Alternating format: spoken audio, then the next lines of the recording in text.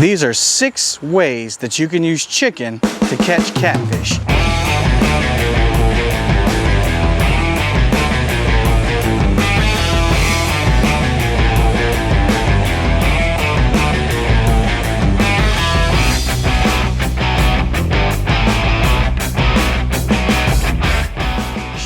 In order to do one or all of these catfish baits, you're gonna need the following supplies.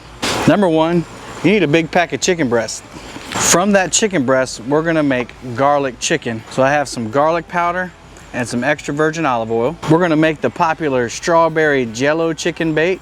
We're also gonna make some Kool-Aid chicken bait with lemon Kool-Aid and cherry Kool-Aid. These are 25 cents a pack, so I just got brand name. We're gonna make some anise chicken bait, so you'll need some pure anise extract. And the last bait we're gonna make is actually with chicken livers. So you need some chicken livers and you need some surgical tubular gauze. All right, the first thing you need to do is cut open your chicken breasts, obviously. I'm just gonna cut this chicken into chunks. About that size right there. You can cut it bigger or smaller depending on what size catfish you're wanting to target. But here in our lakes and rivers, the big ones and the little ones will eat that size. Over the past year or so, chicken has made a resurgence as a bait of choice among a lot of fishermen. Dieter Melhorn kind of brought it back with the strawberry Jello chicken. I've done a couple videos. Other live streamers and YouTubers have done videos with chicken and it works. In fact, in May of 2020, I caught my personal best blue catfish on chicken. Plain chicken breast. And it was 52 pounds. These are just some recipes that you can do with chicken. You can use plain chicken on the hook. So I guess this would be, that would be another way you could use chicken. Normally when I use chicken, I'll just use chicken on the hook, plain chicken, nothing added to it.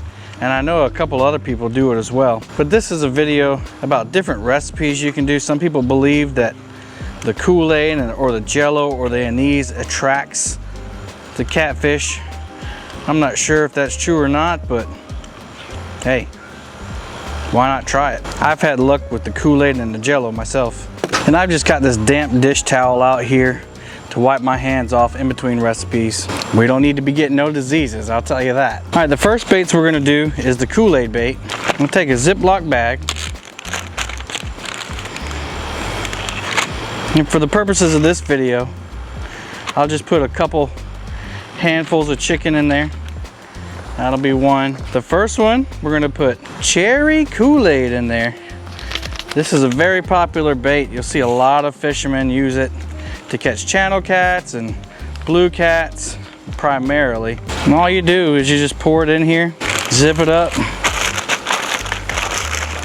and just give it a shake until you get most of that chicken. When you get all that chicken, you want it to be all red. Don't want any white parts. And that's what you end up with. You end up with this red chicken. You really want to let them soak overnight.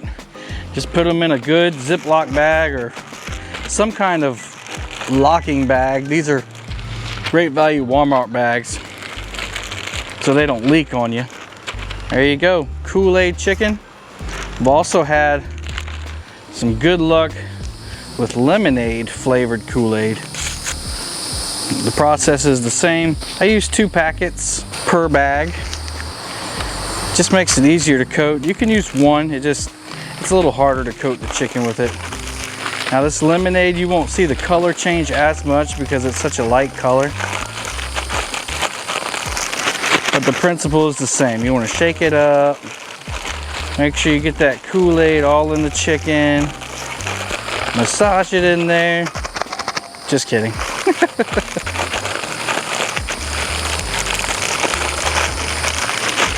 There you go. Looks kind of like plain chicken, but trust me, it's yellow. I've had luck with other flavors of Kool-Aid except for grape. I've tried blueberry, tropical, all kinds of different flavors, the Kool-Aid, but the grape, I've never had a catfish hit the grape. I don't know what it is. Maybe it's too dark, they don't like the smell. Catfish do not seem to like grape Kool-Aid for whatever reason.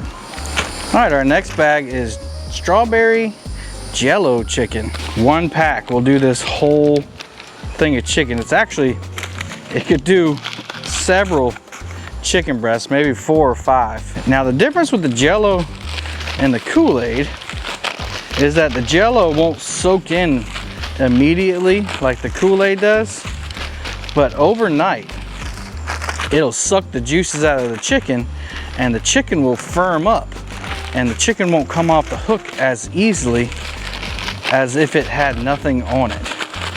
So as you'll see, because there's a lot of Jello in there, you'll get this powdery, sugary looking coated chicken right there, and the catfish can't stand it. They love that stuff. The Jello, I've tried orange Jello, green Jello, yellow Jello, pink Jello, red Jello. They love it all. I've had catfish hit all different flavors of Jello.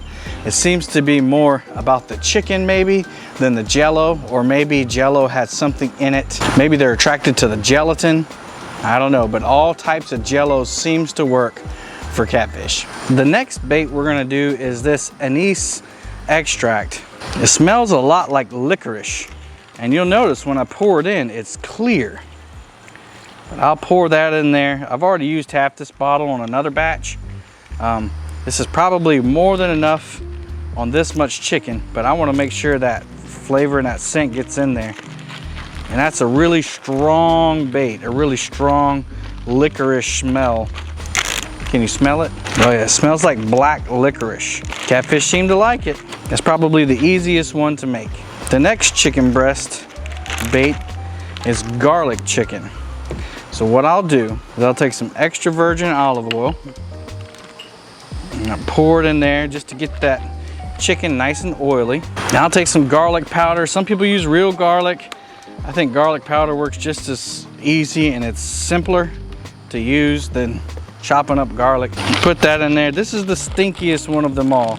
You'll notice that the next day that this garlic will stink in here, and it's not a bait you want to keep around for a while. You really want to use this, or whatever you don't use, you kind of want to throw away after you use it. I used a lot of powder, so I'm going to add a little bit more of this olive oil. You can see the powder smoke coming out of there. This is going to have a yellowish orange tinge to it. I'll take a piece out and show you. There it is. Whew, it smells good now. You let it sit in there for a while, it'll get stanky. All right, I'm gonna use this tray that the chicken came in for this chicken liver bait because it is by far the messiest one. I've got some Surgitube tubular gauze. I'll put a link to this in the description so you can grab it off Amazon. And basically, we're gonna make a holder with this surgical gauze.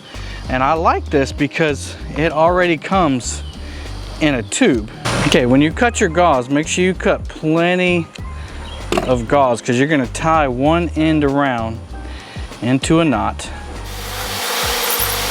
Just like that. You're gonna kind of stretch that open a little bit. Open your chicken livers. And you're just gonna kind of drop those in there. It might be a little hard at first. You might want to break them up into smaller chunks. You see why I got the tray now? This is one that you want to make up on the boat, or what I've done in the past too is I've made them up and then frozen them and then taken them out the next day. Definitely something you do not want to leave out. You will have a mess. As you can see, the flies are already starting to come around. This is a messy one, y'all. Don't be afraid to break those livers in half in the smaller sections so you can stuff them down in there. You want to get as much down in there as you can. And once you kind of get it started, it gets easier. Getting it started is a little difficult because they want to slide all over the place. They do not want to work with you. All right, there you go.